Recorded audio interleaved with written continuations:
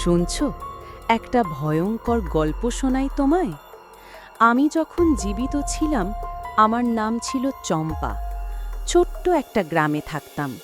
পাশেই ছিল এক পুরনো বটগাছ। সবাই বলতো ওই গাছে ভূত থাকে, কিন্তু আমি বিশ্বাস করতাম না। একদিন সন্ধ্যায় হঠাৎ এক কুয়াশাচ্ছন্ন রাতে ওই গাছের নিচ দিয়ে হেঁটে যাচ্ছিলাম। তখনই শুনলাম কেউ ফিসফিস করে ডাকছে, চম্পা, চম্পা। আমি পেছনে তাকালাম, কেউ নেই, কিন্তু আচমকা একটা ঠান্ডা হাওয়া গায়ে লাগলো আর চোখের সামনে ভেসে উঠল এক কালো ছায়া। সেই রাতেই আমি হারিয়ে গেলাম। সবাই বলল আমি নাকি আত্মহত্যা করেছিলাম, কিন্তু সত্যিটা কেউ জানে না। আজও ওই বটগাছের নিচে আমি হাঁটি।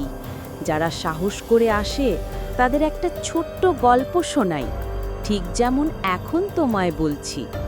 তবে সাবধান, গল্পটা যদি ভালো না লাগে, আমি কিন্তু তোমার সাথেও হাঁটতে শুরু করব।